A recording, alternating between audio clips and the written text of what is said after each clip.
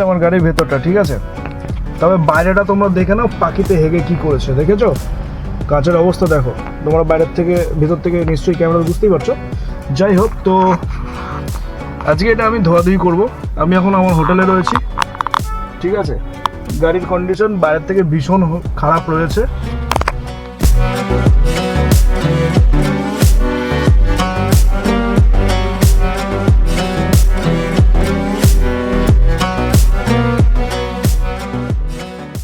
তাহলে গাড়িটা ওয়াশিং করার পরে ভালো করে ধুয়েছি, মুছেছি, তো তোমরা এখন দেখতেই পাচ্ছ গাড়িটা কীরকম পরিষ্কার হয়েছে। আর চকাচক করছি এটাকে ঘন্টার পর ঘন্টা ঘষে ঘষে, ঠিক আছে।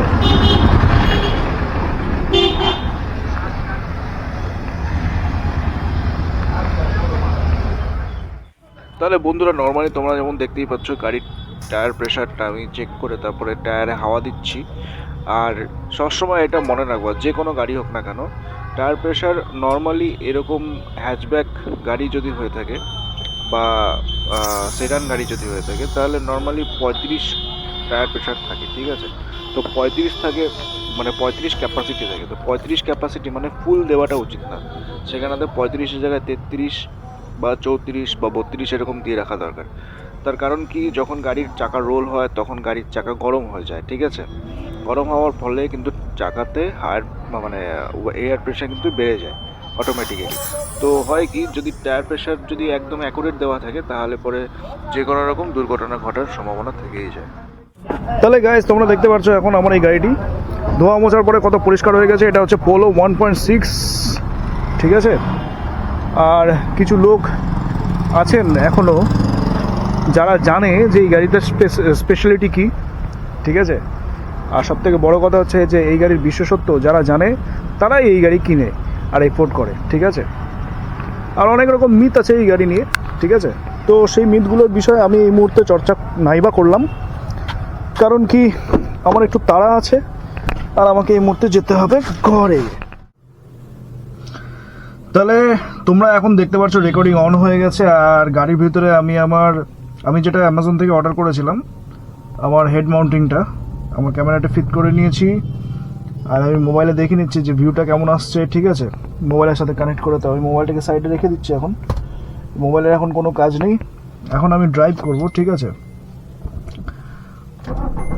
আর যেমনটা কি তোমরা সবাই জানো যে এটা হচ্ছে আমার পোলো 1.6 পেট্রোল ইঞ্জিন, ঠিক আছে। তো এটা আমার পার্সোনাল কার, আমি এটা পার্সোনালি ইউজ করি। আজকে 6 বছর হয়ে গেল আমি এটা ইউজ করছি, ঠিক আছে। আর রিভিউ যদি আমি তোমাদেরকে দিই তাহলে একটা কথাই বলবো এই গাড়ির সম্বন্ধে, আর সেটা হচ্ছে বেস্ট। আমি এই গাড়িটাকে টপ স্পিডে উঠিয়েছি 170 to 180-র মধ্যে, ঠিক আছে। তো আমার কোনো মতে মনেই হচ্ছিল না যে গাড়ি এত হাই পিক আপে রয়েছে, ঠিক আছে, এত স্মুথ। এটার অ্যালাইনমেন্টটা মানে ধারণার বাইরে। যারা পার্সোনালি এই গাড়ি ইউজ করে, যারা পার্সোনালি এই গাড়ি চালায়, ঠিক আছে, তারাই একমাত্র জানে যে এই গাড়ির স্পেশালিটি কি কি, খাসিয়ত কি কি, ঠিক আছে। তো আমি অ্যাজ আ ইউজার হিসেবে আমি এটাই রেকমেন্ড করব তোমাদের সবাইকে যে এই গাড়ির বিষয়ে যারা আর কি মিথ ছড়িয়েছে, নানান রকম ভুলভাল কথা ছড়িয়েছে, এইটা ভালো না, ওটা ভালো না, হ্যান ত্যান, হ্যাঁ, নানান রকম, ওগুলা করো না। আগে নিজে ইউজ করো, বা যে ইউজ করে তার থেকে গাড়িটাকে তার সাথে কথা তুমি শেয়ার করো, ঠিক আছে, যে গাড়িটার রিভিউ কেমন, হ্যান ত্যান, ঠিক আছে। নর্মালি কথাবার্তা বলো, বোঝার চেষ্টা করো যে গাড়িতে কি কি আছে। দেখো, যেই সময়কার গাড়ি 2011 সালের গাড়ি, অত অ্যাডভান্স টেকনোলজি এতে আমার নেই। এটা হাই মডেল, টপ মডেল, ঠিক আছে, এটা হাই লাইন পেট্রোল। বাট গাড়ির যে অ্যালাইনমেন্ট, গাড়ির যে কন্ট্রোল, ঠিক আছে, গাড়ির যে বিল্ড কোয়ালিটি, সেটা অসাধারণ, ঠিক আছে। এখনো আজকে 2011 থেকে, এটার কিন্তু 2011 রেজিস্ট্রেশন, ঠিক আছে।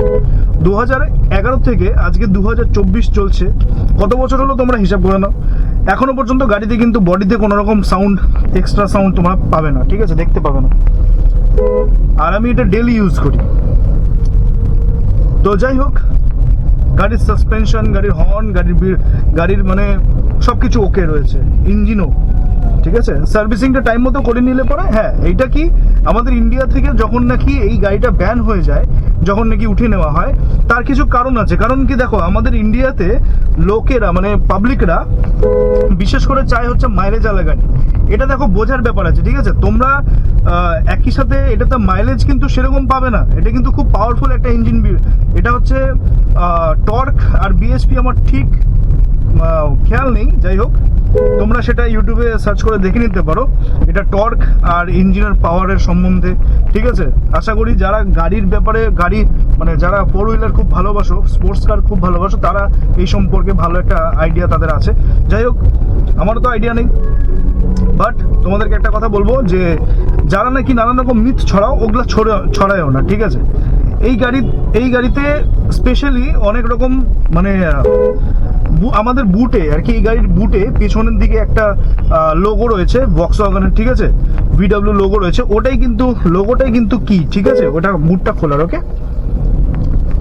আর এই গাড়ির মডেলটা, এই গাড়ির যে ডিজাইনটা এতটা সুন্দর যে আমি আজকে এত বছর পরেও আমি গাড়িটাকে যখন দূর থেকে দাঁড়িয়ে থাকতে দেখি না পার্কিংয়ে, ঠিক আছে, কি আমি কোথাও পার্ক করে একটু সাইডে আসছি, তো আমার না আমি ভালোবেসে দিই গাড়িটাকে, বারবার ভালোবেসে দিই।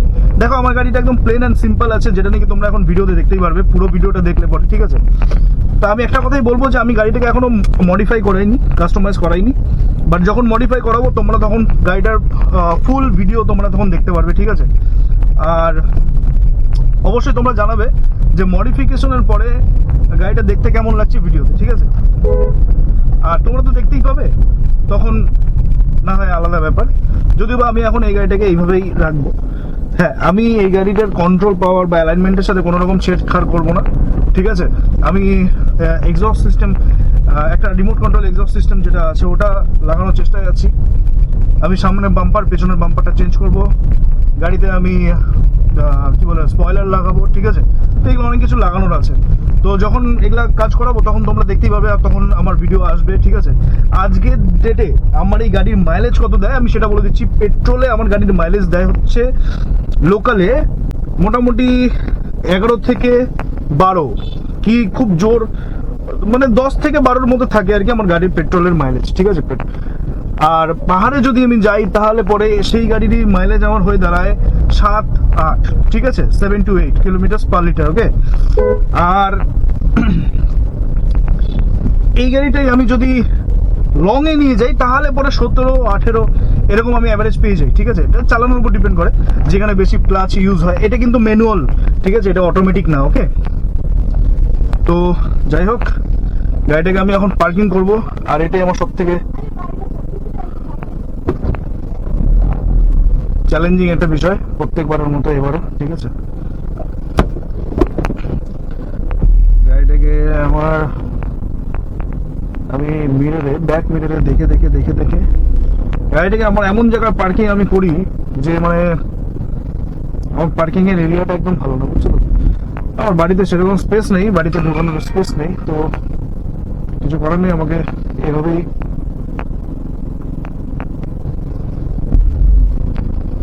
কারণ কি এখানে আরেকটা গাড়ি পার্কিং করা থাকে, টয়োটা ব্ল্যাক কালার, ঠিক আছে? আর রাস্তাটা এতটাই চিপা যে সেটা বলার মতো না। যাই হোক তোমরা এখন দেখতে পাচ্ছ হয়তো বাসার দিয়ে একটা গাড়ি পাস হচ্ছে, মানে দাঁড়িয়ে আছে। আমি আস্তে আস্তে আস্তে আস্তে এটাকে পার্কিং করছি। ভিডিওটা যদি একটু লম্বা হয়ে যায় কিছু মনে করো না, পুরো ভিডিওটি দেখো, ঠিক আছে? আর তোমরা হয়তো সামনে দেখতে পাচ্ছ টয়োটাটাকে।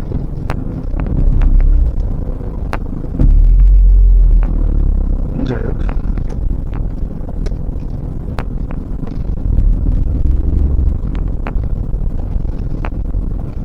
এটা আমার রোজকার কাজ। তাহলে আমি ঠিকঠাক পার্কিং এর জায়গায় চলে এসেছি, ঠিক আছে?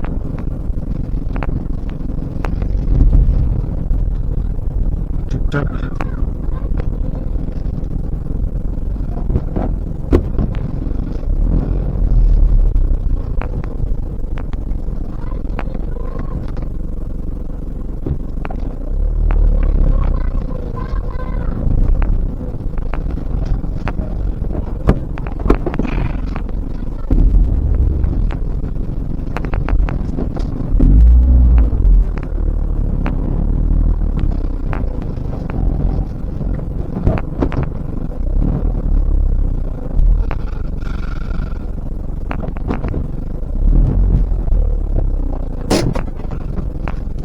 তাহলে বন্ধুরা, আমার গাড়ির পার্কিং কমপ্লিট, আর আমি এখন চলে এসেছি আমার ঠিক বাড়ির সামনে। ঠিক আছে, তো এই ভিডিওটা তোমাদের কেমন লাগলো অবশ্যই জানাবে। ঠিক আছে, বাই দ্য ওয়ে, ভিডিওটি 8 মিনিটের হয়ে গেছে। আমাকে গিয়ে এখন ক্যামেরাটাকে চার্জে বসাতে হবে। যাই হোক, আর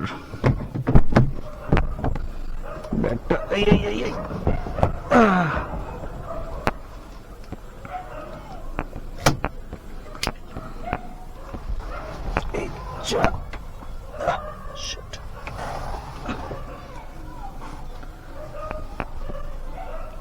গাড়ির ভিতরে ব্যাগ রেখেছিলাম, পড়ে গেছে। বাপরে, দেখেছো কত কি লাগিয়ে রেখেছি। তো এটা হচ্ছে আমার গাড়ি। ঠিক আছে, তো তোমরা সবাই দেখতেই পাচ্ছ। যাই হোক, মাথার মধ্যে লাগিয়ে আমার মাথা ব্যথা শুরু হয়ে গেছে, জানো তো। আরে বাবা, আর বলো না। হ্যাঁ করিস কেন রে, হ্যাঁ করিস কেন? আচ্ছা গাইজ, আজকের আমার এই ব্লগটি কেমন লাগলো অবশ্যই কিন্তু তোমরা দেখো, ফোন করে তো আর কেউ জানাতে পারবে না, তাই কমেন্ট সেকশন দেওয়া আছে, ওতে কিন্তু অবশ্যই জানিয়ে দেবে। ঠিক আছে, ওকে।